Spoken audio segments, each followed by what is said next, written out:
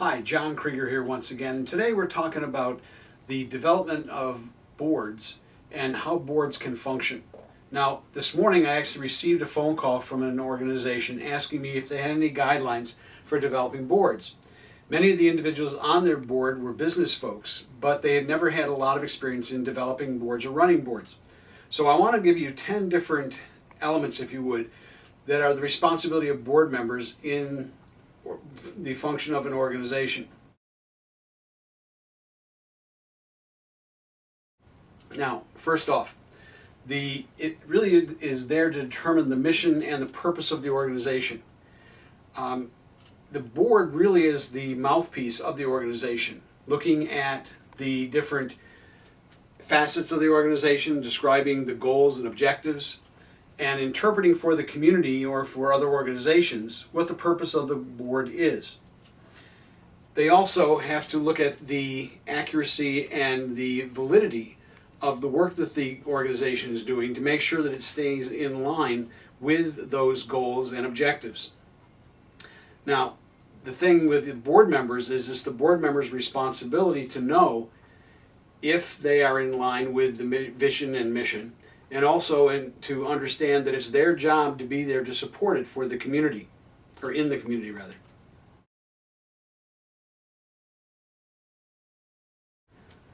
Now, the board also, they have a job of selecting who the executive is to run the organization. And it needs to be the consensus of the board as far as the job description of that individual to make sure that they're functioning in an appropriate way. So they should be there to look at the search for the individual, to look at the qualifications of the individual, and help in the selection process. Now, number 3 is it's important for the board to be there to review the performance of that executive that they choose. They need to be there to look at the morale of the individual and the professional support that they need to give that to them in the process. Because I can tell you, I've worked with boards in the past that did not have that, and it was devastating for that executive. Those executives do need that information and need that support from the board members. They also need to do this periodic evaluation of the executive so that going forward this individual knows exactly what they need to provide and how they need to provide it. Now, the board has a responsibility to monitor the executive and to make sure that the work that they're doing is appropriate and in line with, again, the vision and the mission of the organization. Now, number 4, it's important for the board to assure that there's organizational strategic planning that's done. And this plan needs to be developed with the board so that they understand the direction of the organization and the steps that will be needed to implement those particular goals.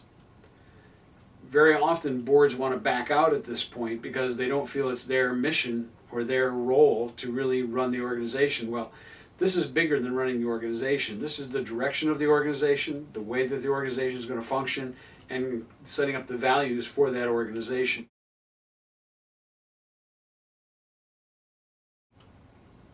Number 5, the board members need to make sure there's adequate resources, because the fact that this is if you think about it, this is one of the foremost responsibilities of boards, is they need to be there to develop the structure that the organization is going to function within, but to make sure that there's enough community support, that there's enough financial support, and enough of the board support in place to be able to function effectively.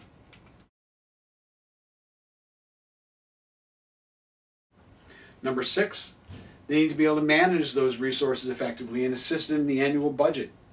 Now, the board members realistically need to go out and get donors. They should also be expected at some point to put their bacon in the pan, so to speak, and to make sure that they're willing to provide some financial support within the organization. If they can't give financially, then there should be some other way that the board member should be able to contribute to the organization.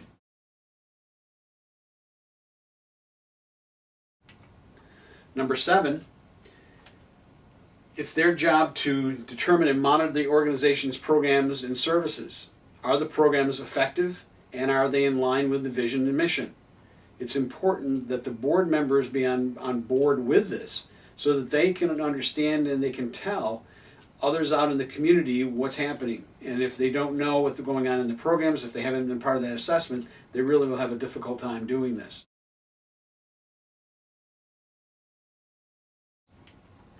Number 8, they have to enhance the organization's public image. They should be out there speaking on behalf of the organization, articulating the goals, looking at the mission, talking about the accomplishments of the organization.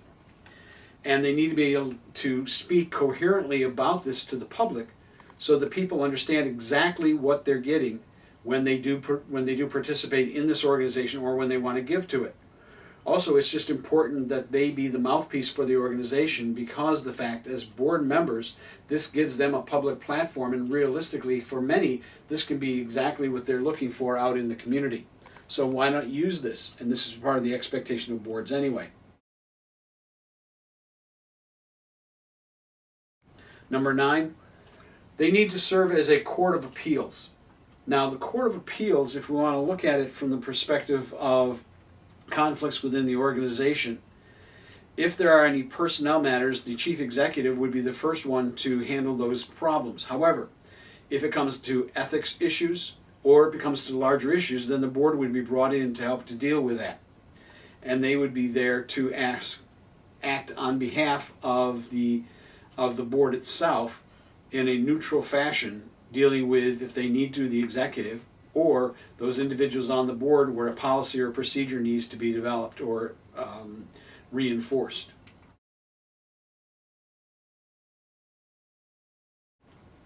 And number 10, the board needs to assess its own processes and its own performance. Now, there's a couple different things we need to look at. Number 1 is, are the accomplishments of the organization in line with the vision and mission? The board also needs to look at it and say, have they accomplished what they set out to accomplish within the time frame that they were there to accomplish it? Often organizations start moving along a particular path and they tend to veer back into what they've always done, or they tend to react to what's going on in the community or funding streams or whatever. It's up to the board to decide how much they can veer off of this path, and really to decide if they're in line with their vision and mission. I hope this has been worthwhile for you today. Just a brief tutorial, if you would, of the function of boards. I hope you have a good day and hope to see you again soon. Thanks a lot. Bye-bye now.